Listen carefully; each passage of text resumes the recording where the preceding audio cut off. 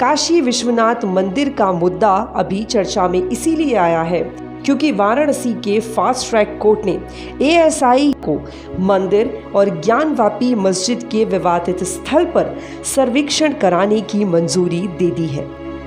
इस सर्वे के जरिए ऐतिहासिक तथ्यों का पता लगाया जाना है ताकि जमीन के नीचे हिंदू पक्ष के स्वयंभू ज्योतिर्लिंग की मौजूदगी के दावे की पैमाइश हो सके।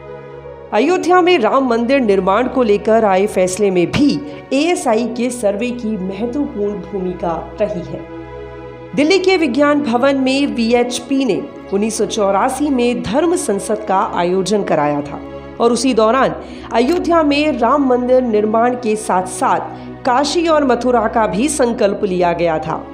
2019 के आम चुनावों के बाद राम मंदिर निर्माण पर सुप्रीम कोर्ट का फैसला आया और साल भर बाद 5 अगस्त 2020 को प्रधानमंत्री नरेंद्र मोदी और यूपी के मुख्यमंत्री योगी आदित्यनाथ की मौजूदगी में मंदिर निर्माण के लिए भूमि पूजन का कार्यक्रम हुआ।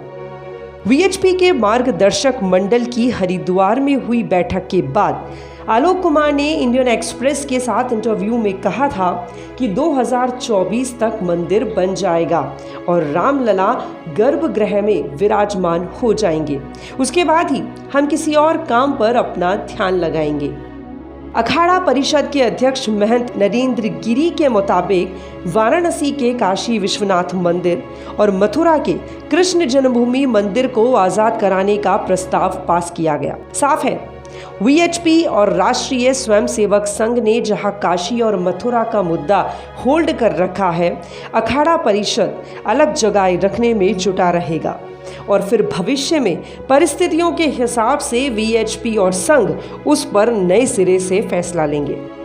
बनारस की अदालत ने भारतीय पुरातत्व विभाग को आदेश देते हुए ये भी कहा कि सर्वे का पूरा खर्च सरकार उठाएगी।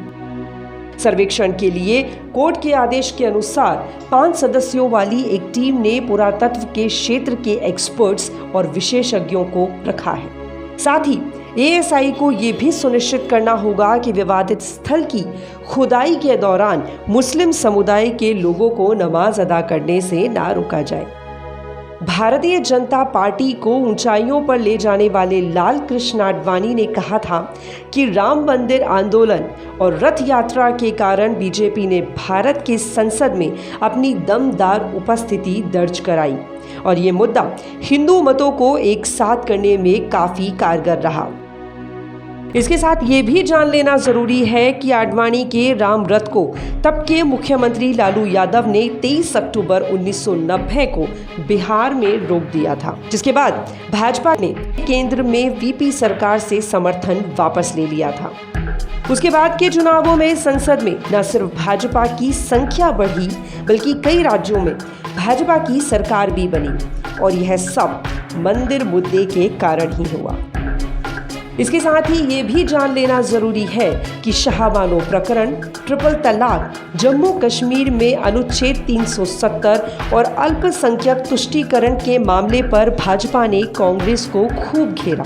इन मुद्दों पर प्रमुख राष्ट्रीय पार्टी बचाव ही करती रही, जिसका लाभ भी भाजपा को निरंतर मिलता रहा।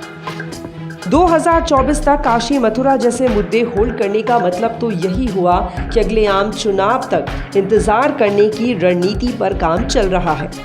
अगले आम चुनाव तक बीजेपी की स्थिति क्या रहती है, उसे देखते हुए ही काशी मथुरा को लेकर एक्शन प्लान बनाए जाने की संभावना लगती है। आखिर आगे भी तो बीजेपी को चुनाव लड़ना ही है, भले ही मुद्दा कोई भी हो। मुद्दे से यदि सियासी फायदा हो तो मुद्दे उठते रहने चाहिए। काइंड नॉलेज पर बने रहने के लिए धन्यवाद। हमें लाइक करें, सब्सक्राइब करें और इसी तरह के और वीडियोस के लिए बेल आइकन दबाना ना भूलें।